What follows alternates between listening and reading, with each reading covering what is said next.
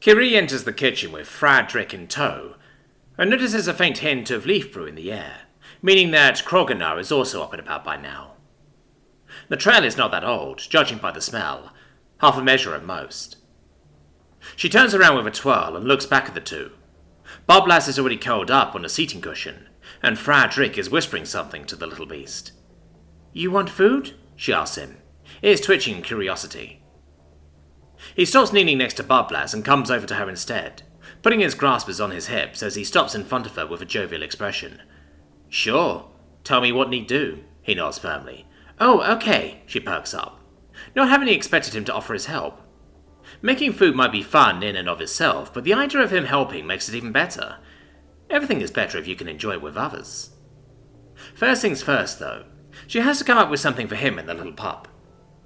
She mimics Fradrick, putting her lower paws on her hips as she crosses her upper arms, thinking about what to cook. She is still not sure about what he and the pup can eat, even though he appears to be able to eat all kinds of things. What was that word Kisan used? All-eater?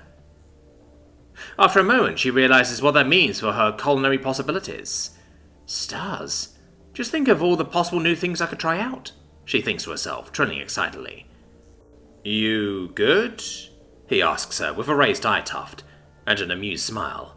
"Yes," she happily grins, doing a twirl before she leads him over to the stove, now looking forward to cooking even more. She decides to keep it simple for now, and decides on the usual bowl of seared meat each for the crimson bundle of fur, and herself. Maybe a bowl of edible leaves and fruit added on top for him.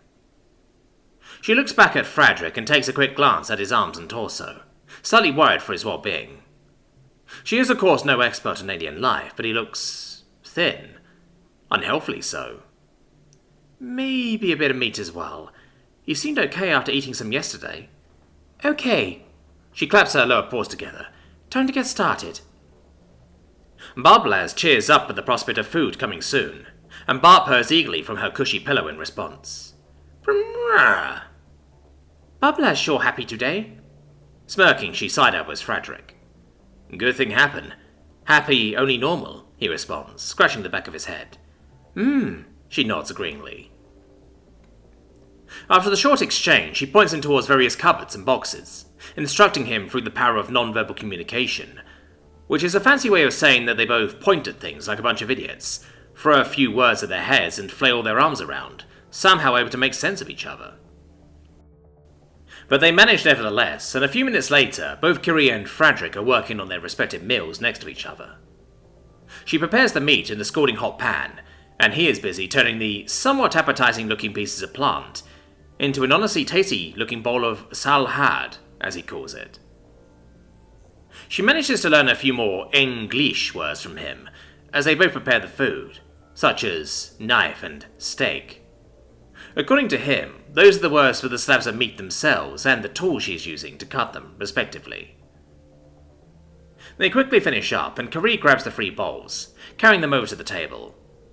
Fradrick quickly takes care of putting the unused ingredients back in their containers, and makes his way over to the table himself, carrying 2 more bowls, both filled with water from the looks of it. Sitting down across Kiri again, he makes a faint sound of happiness as he picks up a bowl of meat. Guten Appetit, he says to her as he gives it to the pup. She squeals in delight and starts wolfing down the portion immediately. Fradrick audibly clears his throat and looks at Boblas with a raised eye tuft again. She stops chewing for a moment and nods in response, continuing with far less haste. Good girl. He gives her a brief pat on the head before grabbing a piece of salad from his own bowl. Kiri follows suit and digs in, the meat tasting a lot better with such interesting company. They eat their meals mostly in comfortable silence, both asking a random question here or there, and Boblas finishes her meal first. She neatly places her empty bowl back on the table and cautiously climbs onto Fradrick's lap. He gives the pup a curious look at first, but quickly breaks out into a smile as Boblas gives his chin a brief lick in thanks. You're welcome, sweetie. He pets her head. But it wasn't just me who made the food, He nods over at Kiri, and Boblas quickly thanks her as well, Bark purring happily. Busy chewing a piece of steak at the moment, Kiri just gives her an enthusiastic thumbs up and flicks her ears in acknowledgement. As the minutes pass on, the young beast keeps chittering with him, the two of them having some kind of discussion about something, as he keeps answering the young's questions between bites. Kiri has to admit she finds it kind of endearing, watching the little beast. After a while, she and Frederick finish their meals as well. Kiri is about to get up when Dushavie enters the room. The reptilian is apparently still a little bit sleepy from the way she is dragging her tail across the floor, but even more interesting is what she is bringing along with her. Judging by the unusual colours and shape, Kiri guesses that the pieces of cloth she is carrying are likely Frederick's coverings, and she can spot his weird bag as well, slung over her shoulder. "Shall I share, little sis?" the live reptilian mumbles. "Shall I share?" Kiri enthusiastically greets her back. "Heard you're working and decided I'm going to take a look." She gestures with the bag in her claw. "So sure," Frederick waves at her with a hand, holding Bublas in front of him with the other. "Ah," the pup adds. As Dushavie's eyes land upon the duo, her mood visibly brightens. "Nice! Saves me the trouble of looking for you.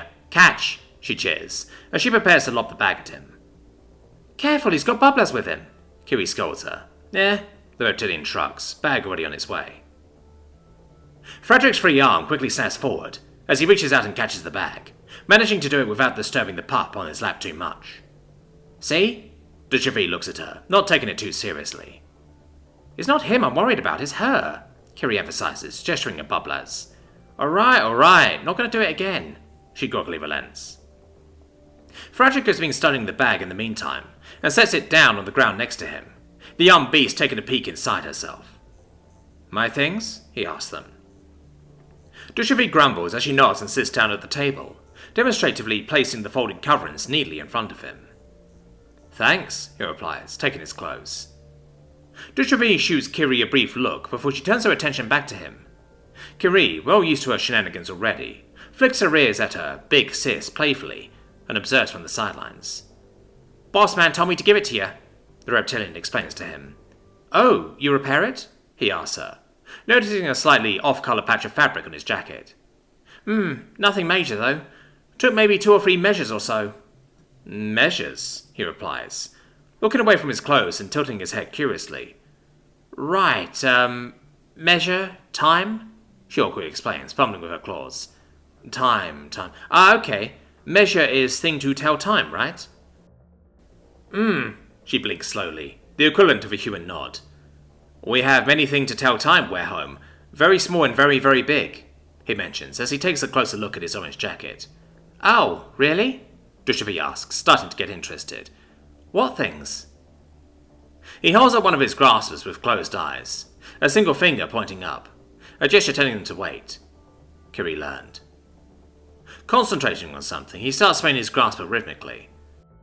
"Okay, this is second," he starts, gently knocking on the table in the same rhythm as before, and Kiri notes how hard that frail-looking finger sounds as it hits the wooden surface.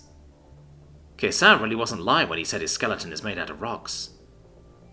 After continuously knocking on the table for a while, he says another word as he stops hitting the table. Minute. By now, Dushavie has leaned over the table, and her eyes are filled with an almost predatory hunger for knowledge. "That was 60 seconds, she calls out. The usually stoic and collected woman now barely able to contain her excitement as she turns to Kiri. "A minute has 60 seconds? She asks him with glee. He nods, petting an excited Bublas on her head. The young beast seems to share her enthusiasm, even if it might be for other reasons. "Have many more thing for time. 1 minute, 60 seconds. But there is bigger. 60 minutes, 1 hour. 24 hour, 1 day, he explains, gesturing. Day is bright and dark one time, he adds, a bit frustrated because of his spotty vocabulary. "Ah, I get it. Day is like cycle. Hold on for a bit." Dushavie gestures for him to wait, starting to do some mental arithmetic. As she does so, Frederick leans over to Kiri and asks her in a whisper, "Cycle?" Correct. Cycle," she slowly repeats for him. "Thanks." He gives her a quick thumbs up. Glad to be of help, she flicks her ears at him with a tiny grin. "Not bad thing." Moments later, Dushavie seems to be done with her calculations. She looks over at Kiri and starts talking with fervour. Alright, taking things like inaccuracy and all that boring stuff into consideration, I'd say those days of his are a good bit shorter than a cycle, she shares. If I didn't make any serious mistakes, I'd say a standard cycle is around 1.5 days. Oh, that, seems like a pretty big difference, Kiri replies. She doesn't share her enthusiasm, but she loves her big sis for a weird fascination for knowledge. It is. Wait. Her head snaps back at Frederick. Her pupils contracting into vertical slits as she notices something. You know numbers already? Yep, Kiri told me yesterday, he confirms. I know 1, 10, 100, 1,000. Easy system. Like system at home. I like. He grins. Oh, and you? Very impressive. Cannot number in head that fast. As nothing that special. She waves him off. It's what I'm made for after all. Okay. He simply shrugs in response. Not really going against her, but also not taking his compliment back. Oh, and I tell Bubbles number 2. See? Hey, wanna show them how good you are at math already? He asks the crimson bundle of fur encouragingly. She happily agrees. Okay, what is 2 and 3? He asks her, holding up the according amount of fingers. He waits for a moment and then closes his graspers, holding one out for Bubbles. The young beast then nudges it with her snout, telling him how many fingers she has to hold up for her. By the time she is done, he is holding up 5 fingers. Mighty proud of herself, she looks at Kiri expectantly. Correct, good job, he praises her. See? Bubbles can math too, he beams. Dushavie is awestruck, her toothy maw hanging open a bit. Kiri, on the other hand, leans over the table and gives the pup a quick rub behind the ear. Amazing, she really smart. He proudly grins. Dushavie seems to have recovered from her momentary shock, and her eyes fall on the yellow piece of fabric around her neck as she gives the pup a long, good once-over. Hey, is that your handiwork? She nervously asks Kiri, not so subtly trying to change the topic, most likely for her own sanity. She asks, taking a moment to realise what she meant. Oh, no, she replies nonchalantly, leaning away from Bubbles and picking the empty bowls up. Frederick made it. I think it looks cute. Cute? Dushavie squints, not really getting how a blood beast would be considered cute. I guess. Kiri sniggers as she walks over to the countertop, enjoying the rare chance to see Dushavie acting that way, and sets the empty bowls down. I think she has grown on me, she remarks, briefly looking at the young beast. Grown on you? Are you serious? Yeah, I mean, look at her. Mammals, Dushavie mumbles to herself. Trying to help her big sis out a bit, Kiri grabs the can of leaf brew and heads back to the table. Here, a little pick-me-up. Kiri hands Dushavie a cup, sitting down next to her and filling it. Oh, thank the stars. She gratefully accepts it. I need that right now. She downs the entire cup in one go and hisses, satisfied, pouring herself the next one. So, Kiri begins, drawing Frederick's and Bubbles' gazes away from the nervous lizard. I want to ask you thing. Sure, he agrees, shooting her a curious but sympathetic look as he nods over at Dushavie. Kiri lightly trills in response, flicking her outer ears at him. No worries, she okay. He nods, turning his attention back at her. You have things again now. She points at his bag and coverings. And I want to ask you, you want to go outside? You, me, Bubbles? Need buy things and help always happy, she explains. You can show her things. Many new things outside, yes? She adds. He hums, looking down at the little beast. What do you think? Want to go outside today? Rah! She eagerly responds in a heartbeat. I think she'd say yes. He laughs.